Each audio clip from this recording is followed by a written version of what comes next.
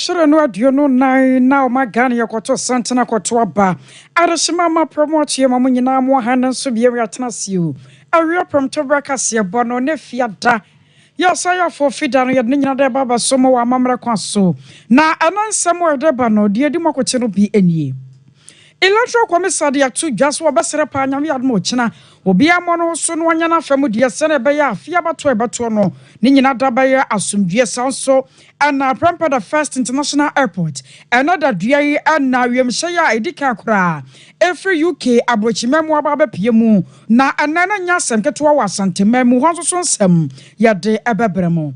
Mampanya Nada Kwaku Fodro, the Atugasa Ghana. Ye Panepa Wanimu de.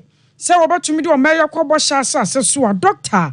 Alhaji Mahmoud Baumia wono na ebetumi sanso na kane mampanyi Yera John Dramani Mahama so de atodwasa afi anya dia Andes yamanyoko no batena se kura ya hwehan se abato no obi enkonko wiem na mampanya ba de kire anso ade atodwa waze ya rekoso ahodo ya MPP yamanyoko no waye ne won mo campaign Dom ye to di one more chin one as a bibia de pefe, Safia Batu no MPP bedding kunim. When in some would drop in one near Bob Wanua.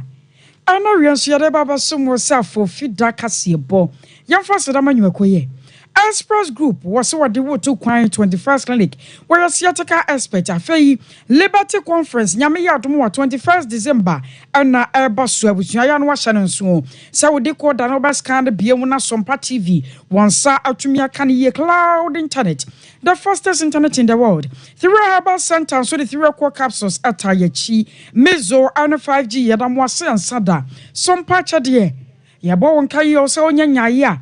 Na wa ye wode ya no ntem na ebre no so awusua ye de ache kunafo ne wisia ani nyanka me amatena se amadendan na mekoda ho bekenkan sɛm nyina de amawo no medin ene akosia ajewa kwade boaten afei ansam no yanye bre na ye na ne achi Nyankopɔ ya dom wasebra jebo jenya baba bedru saka don hwere ba se aduonu nan no maga na yakwakoto santere na yakwakoto abayi mampanyine ne mrahwedwafo a nyame ya dom afinhia nan foforo ye de anim kura no womba boa maga na yatumi akonkan na abajoko ba ko ya Ghana mamrama wonmo kwan sa abato no wonhyehyɛ nyina no ana one ma bam wanted pepese na Ghana fonkoto aye electoral commission anroda ana one mo hye mude ye twatwo kora wa afi mu se won o mama ne be hia no wase bribidia fa afi ya bato ofri na hyase ho no mama genmansa one Ghana de hye akasa ye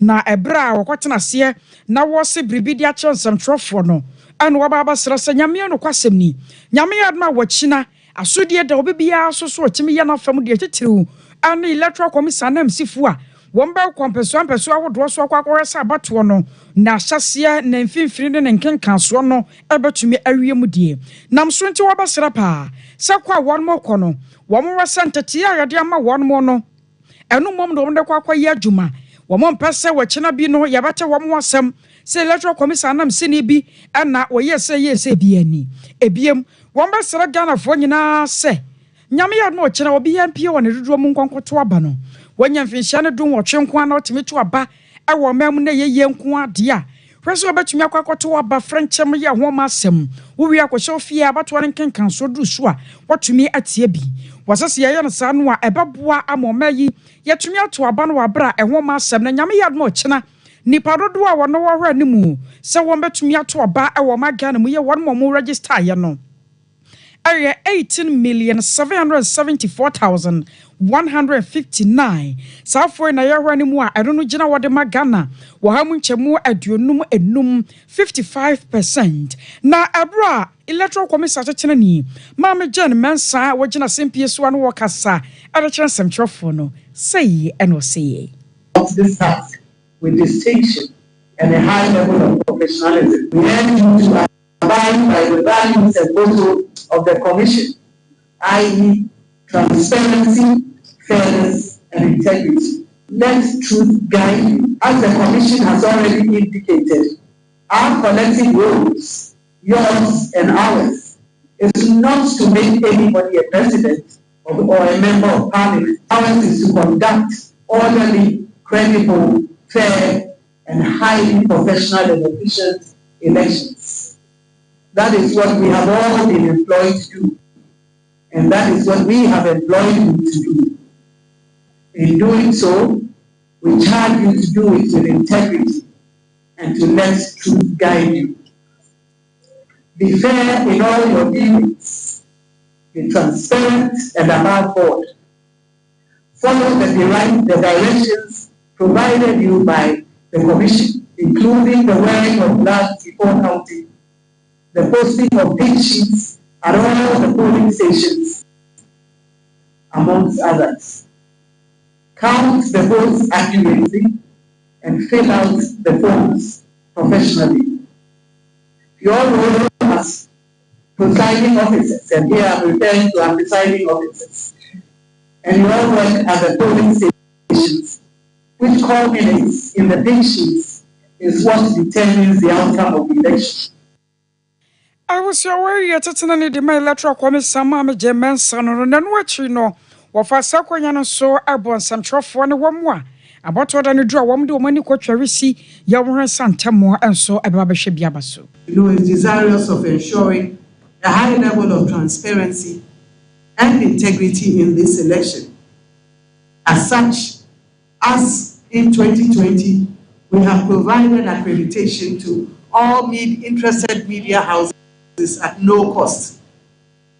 To date, we have accredited close to 10,000 media men and women across the country, and they will have access to all our polling stations as well as our constituency and regional collation centers using their photo accreditation cards. In addition, they will also be accredited to cover proceedings at the National Collation Center.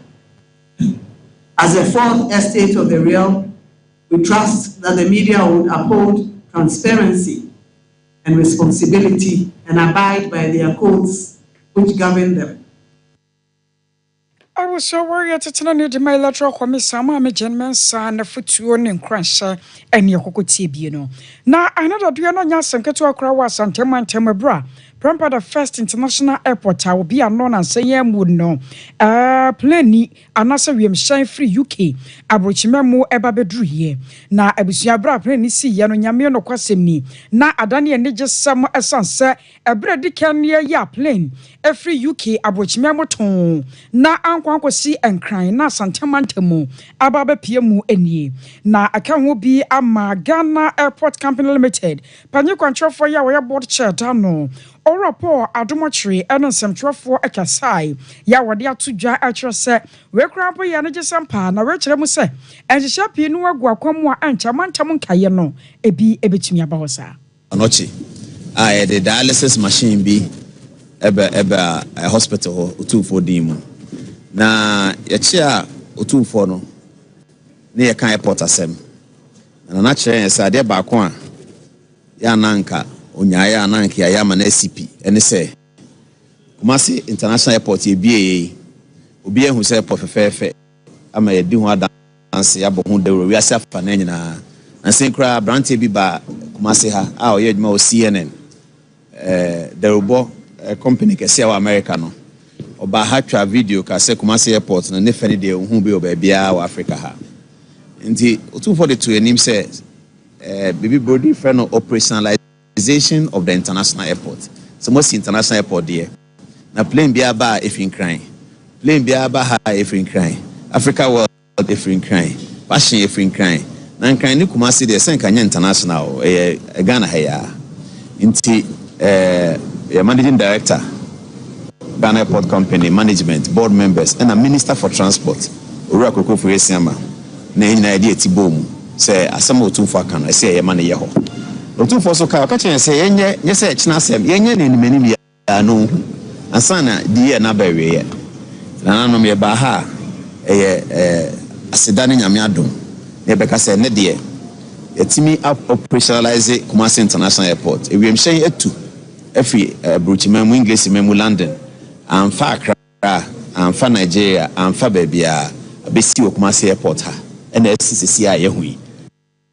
I was aware aboard chair the Ghana Airport Company Limited or rapport Adam Ochri. Na enro dana NPP amanyoko no one me yomu shamu de twato ewa batuo afimu na ebra won mo hia sa no na anya samketo akra ewa University of Ghana Legon na aka ho bi mamampanyin na danko akufo ato ekasaya wo kire se nyame anim ni wono de mampanya be de che Dr. Alhaji Mahmoud Bawumia won mu gidie pa sasa Ghana for dane 2 million de ahyenensem na this tia no manoa obetumi achi wo manyi de akobose asase no so wo so ye panyipa bi a na ni so ade hu ne bota ne nsusuye de magana no esusuye papa afeso so wakanioma anya hwa ka papa no ahwe ya wababa tena konya se mampanyina be de kire pan etsa Ghana for man sa to mi no a wobetumi ahunu nioma ekwa achewache de ni kwanse koyie no wobesesa ne nyina na de ye no ode amagana man 8 years in opposition, 8 years in government. This man is now well prepared to be the next president of the what your experience? We are already a one term, the only one-term president in the Fourth Republic. That's all I say. But if your experience is the experience of failure, what is the use of that experience to the people of Ghana? If your experience is the experience of failure, what use is that to the people of Ghana? International the sermon, Namindabay, Bobiabi him.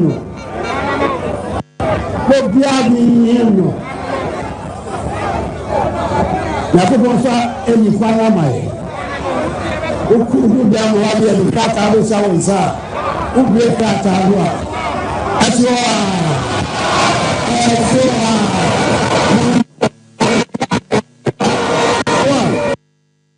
abusia Ghana mampanyine ya tene nka se wo kire mu wasa mo bia adwene nyane ntanta na rekwado nyame abie kwan na dada soro ho a enti kofa opepa no a sa wokwa akoto no na kyerse wa chintim na eno chi no Ghana mampanyina mananso ho a wasade tu dwakere se wo besere ebuo ne de kwa so yare ne anyamfom so okora o ankoto aba no ama NDC amanyeku a yere John Dramani Mahama wodi ani mu sanse wo ba anuoma papi no a ya aba wodi agu akwan bu no yere John Dramani Mahama ba obetwetwam wose bi ye free senior ha ye nei abo ama sabio sikafo no ye nuanom a womo so ne bie womo nyina ntamo aye pe no wose aban ne ba obetwam pa nam so nti mo bia anyamfom so se NDC afi wo kwakoto ediama no in power. That policy is going to be cancelled. Are we prepared to see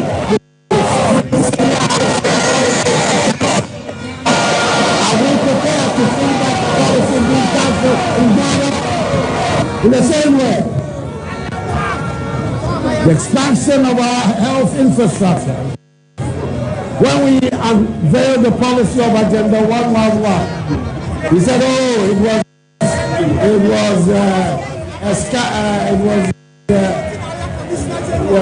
your friend said, okay, said right. I said, what do you do that? Only talk about money and a yezu, and yazan. I don't know what to be as that. I'm a talk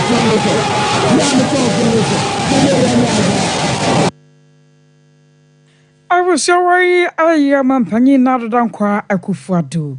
Na Abrona NPP Amanyoko, one more year, Modia, our University of Ghana, Legono, na NDC so at the so our Medina.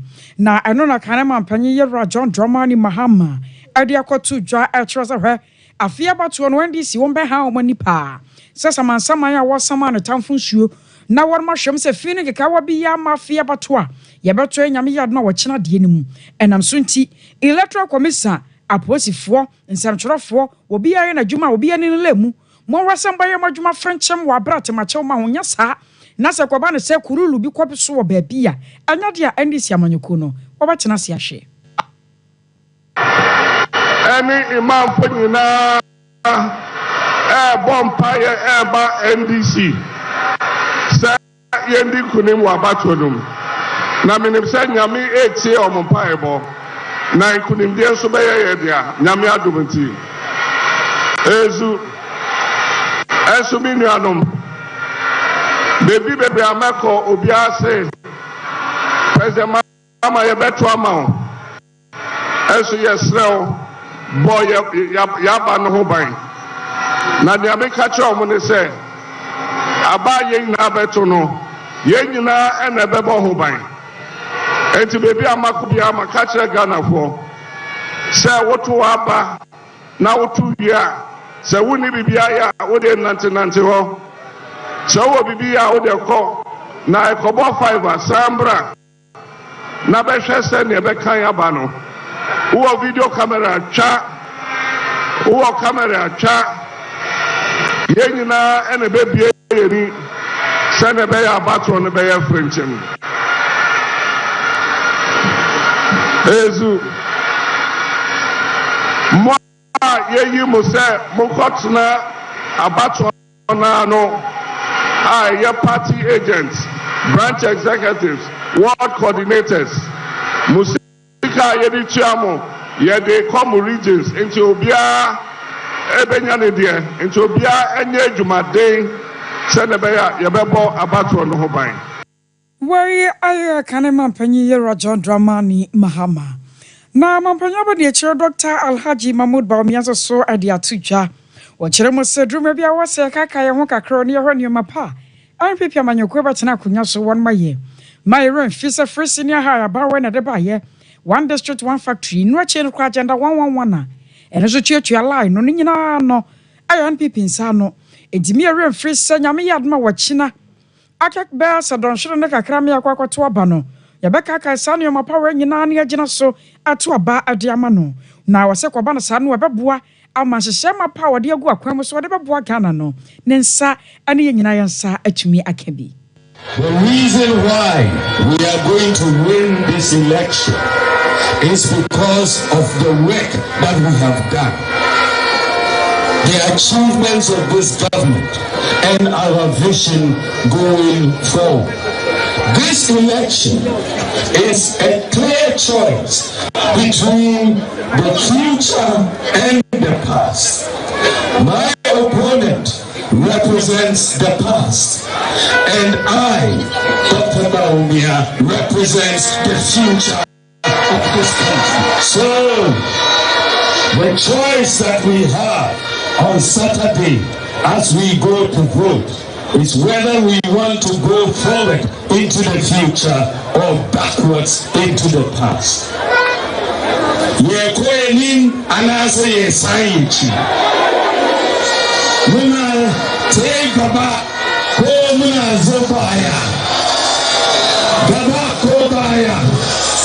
Ye chamula toni beti alamla nyanga. Ye chamula toni beti alamla nyanga. We in the MPP, the work that we have done is underpinned by a mindset of possibilities. We believe in possibilities. We believe it is possible to transform this country into an advanced nation. I was away a Ghana man Panyaba de Choria Tenant car watch him say a possible pa. Sir, I fear but one no NPP ebedin kunim. Na Yara Johnson as ye dunketia. A bona and this Yaman so shamudia no aquasuano and Wababa say. Work around NPP for 1 must see that son number 8 of fat. Nyame adma wachira yere so pa so a won bedin kunim e wa fia bato e beto mu na se wo hwemo kra no a enam se popo bribri abo MPP nti won mo campaign ahodo mo ye nyina no ane elomo tenie na mahama nsunie chese wo mo kase nyina no yere mahama ane namu se ya bibia di adanse se afia bato e beto no NDC ene bedin kunim. But they are very, very unrepentant. Even with only 48 hours remaining, they still want to conduct themselves with impunity. Everywhere in the past 1 week, wherever NDC has been trying to organize a function, they use state powers to undermine that. But let them understand this message, that whether we hold a rally or we don't hold a rally, the people of Ghana have decided. And the decision is that John Dramani Mahama is the next president of the Republic of Ghana. And NDC is at the verge of making history. The National Democratic Congress is going to be the first political party in the history of this country that will generate the first female vice president of the Republic of Ghana. And it's already happening live. But finally, ladies and gentlemen, I want to urge you, all of a sudden, MPP itself have found reason to campaign for President John Dramani Mahama and to campaign and urge you to work and campaign against our parliamentary candidates. Tell them that we have seen through all their tricks. President Mahama is going back into office with a solid majority in parliament. I was away Johnson as you don't catch on the way to Chinani, Adama NDC Amanyukuno. Now I was on 7 years more. Will be a canon some church was sending a band or Chinabaji 1 mati, Nayajina Swatu Abadiama Wumi. Woko NPP Amanyukuni Dimo Pani or church of 4 penny. Adama Manyukuni Yira Justin from Pokodia. One also saw Adia Tuja. Ya watch us Sir NDC Po. 1 mumpo, Yami Admochina, or Sunarini. One bedroom Kurimukra, Manaya and Crofonia now 1 every son your mapa and Pipia when you couldn't wayano, a bra genetias, yes so. Was in there catch on a bramo, may Yakwa to obey. And this if one was a 1 Maria tea, at 2 wamo, see a bagaz I will crap your Muslimini, where a Christoni, young nation trouble maniade, or a son your mano, a who here. Kokodu, Muntie, there am a Dennis. Campaign ya no NDC for intimate challenge about me the fish na wama Ghana. It's a say out the brown man or muntim kasa obua. Nimdia one or muntim kasa obua. Name cheap politics, religious discrimination and obaso madeba. Yampene Yambaninsi December 7th, Saturday. Nimdia about 20 akwakoto and now religious discrimination. Nyanom the media money said, we are winning the elections. We are winning the elections. We are winning the elections. We are winning the elections. We are winning the elections. We are winning the elections. We are winning the elections. Nothing can change it. Nothing can stop our victory. Nothing can change it. Nothing can stop our victory. Baumia is the incoming president. Baumia is the incoming president. Nothing will change it. NDC cannot stop it. So, boy. I was away at church of Panya Dema and Pipia Manokoni Yura, Justin from Ponkodiano. And what you know, Director General of the National Lottery Authority, Yura Samia Ukuso the Kakra at what such was said, or Jediama Papa Safia to Ghana, Yesijina Dada. Na Sunny and your Marconi Yankai. Na ya wonu sabato ebatu ni china no ena ba kire o mayeri da so sanse abato no ayi abato a emani da so abato a bebi abato akono be kire senka bom beba asomdue beba o man sika be pie mu suku a wodo o man kono wo mekoso akwa na ni nyina no yesa wo betintim na wode ama NPP amanyuko no na mom se yakokwa yemfonso no yewura fi ye ho ahwe se yebekwa akoto ma NDC dia na nkokwa nketenkete ana night club eho ena yebekwa akogina. The election before us is a destiny vote. Minianum obiwa ona o shemina abatu one da nimno yada chiaba. Ballot paper neso pre-SHS the number 1 our ballot paper neso. Ballot paper neso wejuma sem the number 1 our ballot paper neso. Ballot paper neso the main sector any nyuma yebe Ediama Mebu Ewo Eda number 1 and a ballot paper so Dr. Baumiani Napo Sika on Sompa Bayan Sam as Mlantiane Mabawa Eda number 1. When you about to a young cook kitty about to way and young cook kitty about to now Miss Rao and Fowl Dachi and Quanko grew at to play Susuma a tie about to a chi and he said so what to Bani here, a brown mouth minya and Suswa Papa. A man at Ticassia Boaji, Dona Jacuncu for a Ghana Mampeni, Kofa free maternal care by Ghana Ma, a wolf from a form ma free. Samu Franua, President Kufona Nanom, Yawam and the free maternal care in 2006. Amona President Kufuado Baye.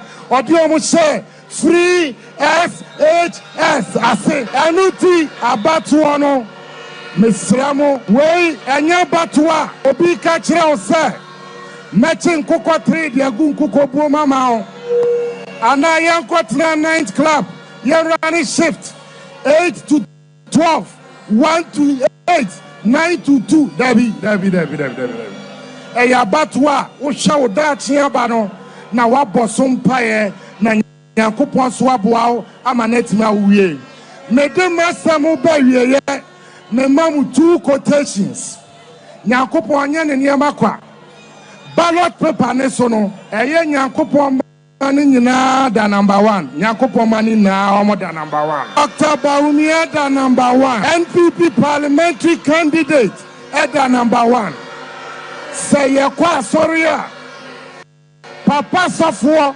Ekatre ye say ye boy ye bre yi a ye beko osoro ayememu osoro da number 1 e wo ballot paper ne kra ewom me de masem etwa to ne kra ewom and say the book of Quran chapter 13 verse 11 or say no kra Allah way on say shebre agisie tu anamon yentu sa anamon no. Number 2, Uko Christopher Bible mu the book of Zechariah chapter 4 verse 9 or say Zerubbabel won sign out the ashasie what the signs are.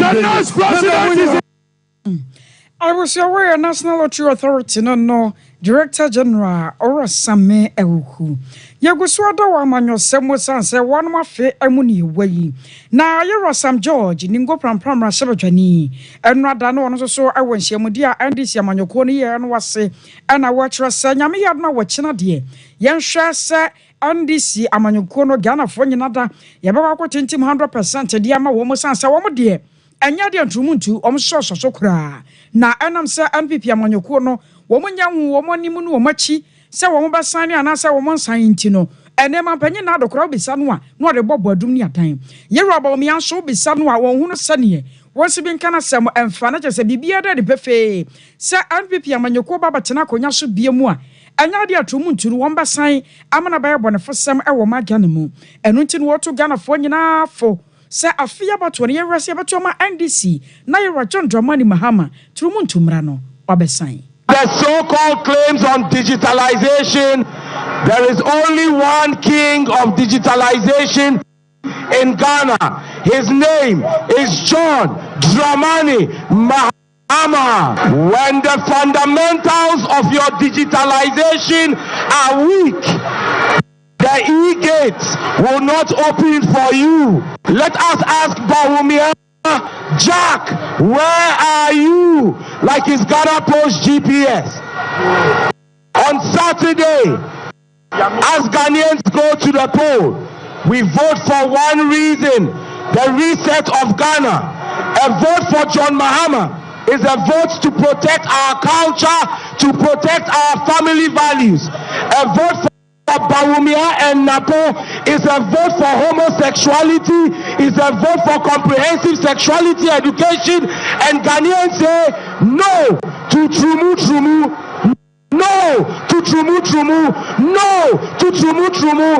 We need John Dramani Mahama to come and sign the bill into law. Ayazu, if you love the children of Ghana, if you love our family values, if you love your faith as a Christian, if you love your faith as a Muslim, if you love your faith even as a traditionalist, you know that we do not support homosexuality. Napoma's account for the money he took from UNESCO to. I will say not just say no to trumu way. Area yera Sam George no ningo pram Russia bejani. Na Andy Sikwabia. Wams so I was antimen watu on din say youth for presidency. Wams so adia to jaya watcher say wamba srapa. Nyankropon ya doma wachina. Asanteman nyina rasa wamba ti wo machi tayaba Andy si amanyoko no. Sansa no kwani amanyoko ba. Ayana mpampi nuwa no mo dwene mabunu ho so obesisi adan na maburu anya adwuma aye wo mu kasama for de makoi ora Emmanuel Kofi wone nsantwofo akasa echechemu se NDC at number 8 Emmanuel Kofi Aguze National Coordinator Youth for Presidency or NDC mo mama ye papa John Dramani Mahama special vote na ekoso last Monday no yeah, baby, I'm quite young, because you say, baby, wa MPP for or your campaign, and my candidate. Now, you see, for I'm proud and say, onye Juma and farmer, you see, it's a such person or what? Officer, they are never see. Then share Kubu, a bit see Kubu, sir. You see, I'm uncle for a sign, visitor, among 12 and rare. This, you know. The new media no and moi. The person say, so special vote in the course no. Especially East and West no. Deliberate panel they said the Eastern cut a vote to the MPP. The deliberate now must I didn't see. I didn't think the system regions that two regions and me and two ABBA. Then later open the what do you call it ballot paper no be mount. The day I didn't see, sir. If you say we are competent institution, and you can start information we about the course, no, I know our use of him, but I was and watching no constituency branch chairman, brother Daniel or say Chimasi and Sodika Kratos. Say, our Bantam constituency, the free bushing a day by a bar report, a cook him, say. Nyankopon bo echina emu obia ntina fie obia nko no nkonkoto na aba efama John Dramani Mahama ye nyina here asantima we need change MPP better so 8 years ye hu adepapa bia oye wo Ashanti region simply because they think say Ashanti region you almost stronghold into so omuba no manya hwe kra na yes still they will get vote from here but this is the time I was say Ashanti region Bantam constituency, yes, sorry, near Chum, Yamo who say, see, you to me, Mawa, and say, you don't continue to me amount. Name me, would you almost obey you, Mapa, and my Yanso Ghana for any Ashanti, my will be on one ton. But ye 8 years nearly to me in my woman, young when she were Hanamu.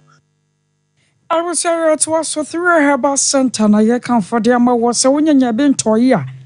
Konokopa to us and Yami had much in a Juma by no Sompa. Coco is Yadia Yam Timono. Herself be yiring na dia free honum na soro kunu watimi atwibie kwalena kia ba dan heba misty apidank on saba can be free 0546 107 107 0546 107 107 siatika ya dia no emwanu ya 21st clinic e wana wasa okoko ntamwe na dokotafo no enhwa kumase ehwe overseas junction wabaya for radio boa second quarters Accra Dome market sunya na nkranza tachiman oso to asintina atwewade aba na mrum ayesiatika 0540 311 311 0540 311 311 Mizo ana 5G so Christmas and one year did the mobile desa sabato waka ho ayana bibia hye wonye show overseas junction sell back on okopan do mu no watuo Mizo ana 5G asem ana mekan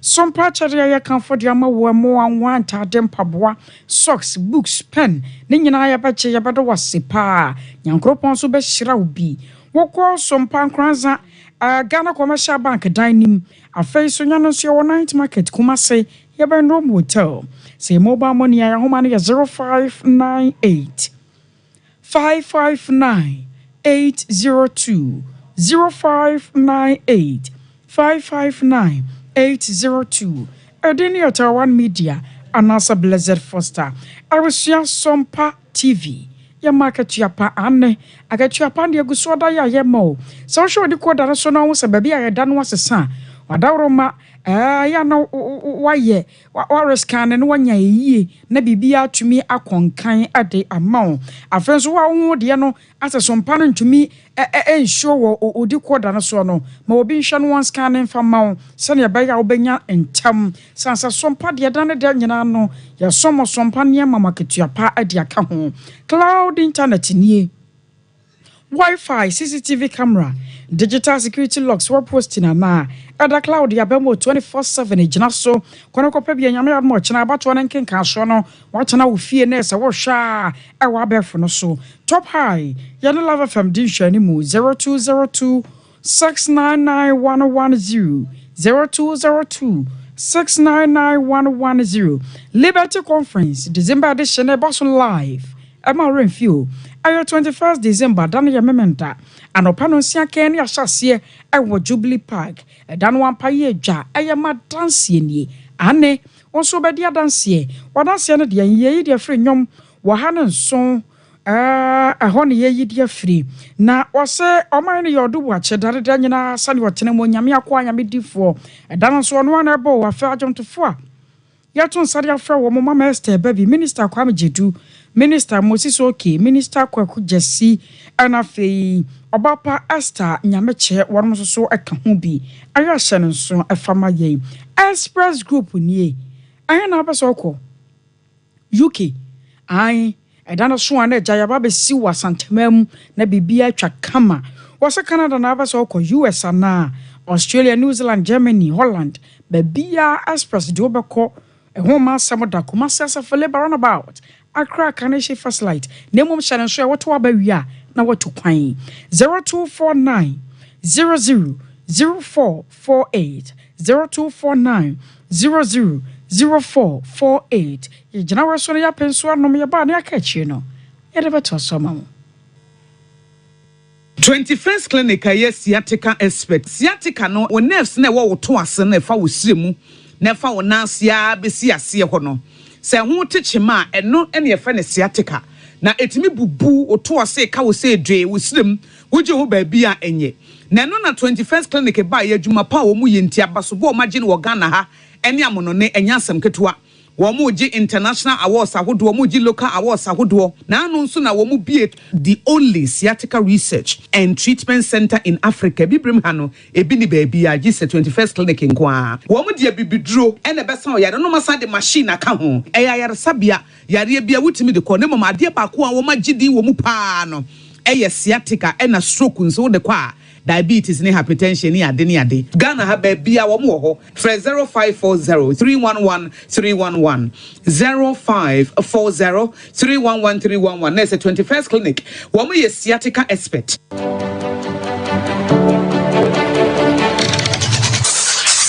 Introducing Mixer 5G Sparkling Drink, a whole new refreshment in a can. Mixer 5G is a tasty non-alcoholic drink. It is a perfect companion for all your events, including parties, weddings, and funerals. It is made with green tea, ginseng, guarana, grapes, and grapefruit.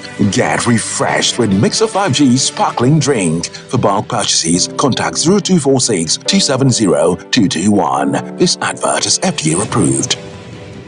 Brakasa ye duabon waso a ne dwumedi wo nipadua biara pomden ene na brabo mu ne hien yi pa enye prekasa nko nuaba ne ahaban bi te se kwunsusu a abonwono ne dia akeka ho no kura enwanunu ahodo a ekwa animu yi ankasa brakasa ne sa nuaba yi binom ne akeka bobudi afa abefo kwan so a ye dia ye prekasa powder siesi nipadua na aba akwa ahodo no ho ban afri mpani yade ne yade ahodo pi ho fa enkodate de ma baako freduane anopa ne anwumre anafa enkodate de ma baako ɛwɔ ne nsuhye yɛtin anɔpa ne anwumre wɔbra wɔdidi awie wobɛnya prekese powder to King's Walk Herbal ne Heroes Herbal Accra Okechi Drug Lane Danny Herbal Kumasi Mensa Takrade Mose Pharmacy ne Greenlight Pharmacy Sunyane Cash and Carry Supermarket Asantwa Herbal near Bibidro Depot Techiman Sewa Herbal Mampong Etufo mfrɛ 0550 19 15 14 prekese powder aduane san yedru FD ahwehwe sankratu mu agiatum Hey sewa me hu acho me na nanu me bisa ekra so kwa abrochi Kwaku, afeina bebeko. Menkrata krani. Hey, ene me ma connection man for den kofo sika aduane ne wanya otwedi musa no. Oh, Express Group adarumenti according to IF4. Opese otu kwan kosua dia. Express Group do be call mine be to say Canada, US, Australia, UK, and Germany. Say a tour and se visit in so Express Group do be call Dubai, Canada, US, Australia, and Germany. Mo am pese mo tu kwan koye adwuma nso obetimi do wako Dubai, Qatar, and South Korea. If you also want to take international tests like SAT, IELTS, TOEFL, GRE, GMAT, they can help you pass easily. They can also help you secure a good job in the UK. You should make sure you Kumasi as a labor runabout where Accra so Omo Carnation First Light, Tema Omo Community 18 Lashabi Girl Filling Station. From more Humacho for ISO 055 555 0067 and 0249 000448. Here in Ghana, when it comes to chicken, the good old days are back. Why? Because Boris B's Chicken, BBC, is here. Yep, give your family and loved ones Boris B's Chicken. Fresh, tasty, delicious. Boris B's Chicken is produced right here in Ghana by our cherished poultry farmers with support from the Ministry of Agric. Get whole frozen chicken, gizzard, chicken feet, chicken neck, and chicken liver for those special family meals, buffets, picnics, funerals, and all restaurants. Get Boris B's Chicken. It's halal, so everybody can enjoy. Wherever you are, call Boris B's Farms hotline 05 444 444 53. Ask for our branch that is closest to you and come get your chicken. Boris B's Chicken, BBC, proudly a Fiakoko.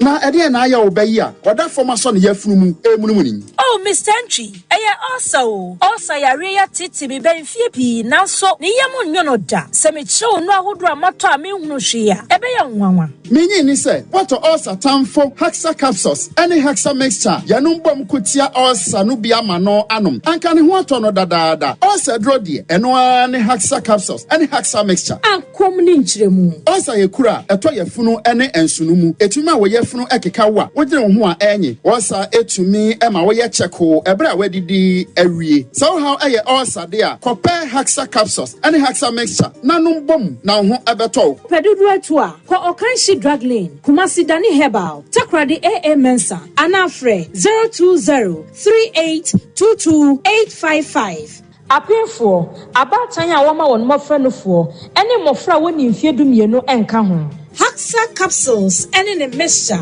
ulcer tamfo edie age adwadie nkratoyi yi atom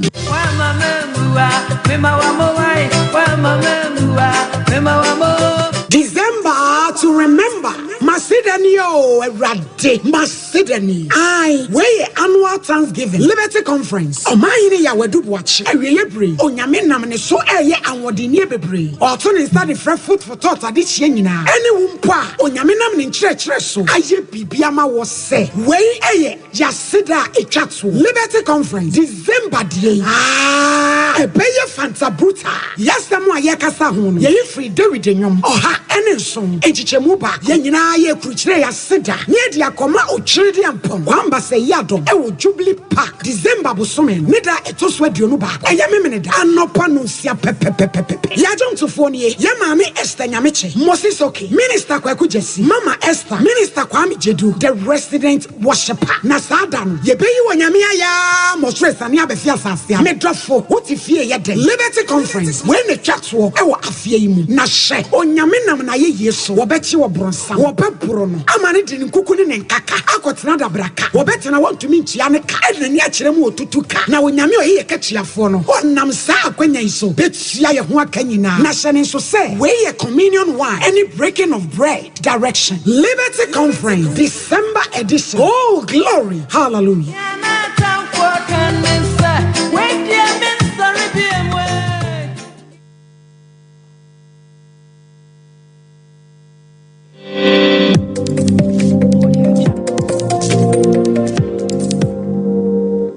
Sompa TV, Emma Akitiapa. I will say that more say to us so. Ghana Takanaka Vocational Education and Training TVET. Panyepa be de che ya wotano. Adna wakwa ya anaso dia tuja ya wo kire mu sa enei TVET asano nyuma no ya dia ebo papa na ete enyuma wodro ya eni o my Ghana emu no teso papa ya wo se obibiada adne hujimu. Wase no nko ane ade Ushia obi ntumi nyimfiri won sansan nyuma de ntwamu da no da nyina se akona ne mu ani wora sansan we nyina to dwa wa bro ne yama ne boni odi asempa kofi buadi hwehwe nkomo e wasantema ntemu ya na won mo ye TVET 2024 campaign eno enanam so mo panyipai wo kasa ya wo chechemu yira kwasi abankwa Deputy Director General for Ghana TVET Service that I'm here in charge of operations and the technical aspect of the TVET services. Na mejina akwanya we so and the chair more than my boss David Pra on the Director General Abra Mr. Pra enya akwanya no be Director General no who say TVET additional aba na benya atnase na se aba benya asetna wo Ghana the national development emua I was say ye hu de ma Ghana babuno no ye mame mo mu edwemu ye mame mo tia sorry say ye papa mo mu fu no TVET ase no mu de ntia we say mo pa TVET schools no ano chino chairman de ma TVET council ora mark akakraba ampe wono so akakrato estoaso eniako ensanjuma adisua entity esanse eno ne ade a se de ahushemu a ebetumi ama ya titi meburu ama mo atumi gira online so sem me kasa me kan no adisua anase adekire anase de ebroni for education no ne botai nyina ne se ankrankre na ye offer ntiti mu no owie ntiti na ono abetumi gira na so wadi dwuma de ama ne ho na ono nso aboa ama ya titi oman no ama oman no etumpon na se betumi enya no sa kwan no so enya ne yie a age se ye de ani ehwe TVET isanse TVET no obia wo abode yankopon achede a odedom no I was away I chairman de ma TVET council yevra mark kakraba ani attending came na deputy chief executive officer de ma Ghana Gas engineer George Rakubro Benso so aye neoma obinya bi da yakasa yi wada neoma wodo bi akwakoche sahwi yo so abato mpeso so sene ba na ye nuanom a won musuan san nyuma be ti set yo ade pam ne ade no wo betumi ade abo ho bra na ebra okoye no sorry machines ma akoma kwaduasan num eno achi ne hair dryers ahodron so aduonum eno de kan okoye ode sikabotene enso atato na panyipa ya aye okokwa ye na wogina engineer George Rakubrobe anamudi sadwuma no eyera Daniel Kuma wona santrofo edinkomo echechemu die nti aka na koma ama wo mu ebe ya yetesa de na America no yeto aba ma me nua no ne metena ase na adwonse akwan bia so bebo me ankomo otani me di wede me ya mpese meka no abonten na ya me no mekro me so tete me we me no obi ya de ma me me so a ese me yi na ye from January 27th to date nua no I friend George Rakubrobe onjame da sa obi ati vision ase de dawe ni so de na wakoma so bi gidi se obetimi aya say neighbor last 2 weeks what say makoto machines are meche the offer me ayi di nkomo no na ho hia say ono so ese oboa because na pressure no boss we si manya bi tumi ni ana ka che me say get bia ono so beto bi e de aba na e de aboa foforo nti de we hu no hai ya me nsua na me de ma no say ma ho adwene pa wenya na ne butu musika we yi de support me since January machines be ya we dia pay enye easy machines go say quantify me sika millions as a whole denti as well the Bible campaign. I was sorry, Daniel Kumano no one no jina. Deputy Chief Executive Officer de Magana Gasanemu Engineer George Rakon Brobe nyina weswai. Na fan 7 nyina ensi. Asada kodia makoko Veronica Jando akosia Somoya Grace Buzi. Happy Reverend Michael Afei Priscilla ene oba pa ya wabeka ho yeda munyina amu ase Felicia yes Ora Sante Yeboa Benedict wono ane ensemfo panyi menso omde kase basuma mamba tena se dane chire adema wo no medin ene akosia ajewa kwade yeboaten ne yakoso aka wo sanyame yadmo china yeto oba aya hwo ho suye na ho amasem adomdom ye na enumre yebesehia say the ohunu mo broni mo bon but ya fam awrade enu nti na tara 1 million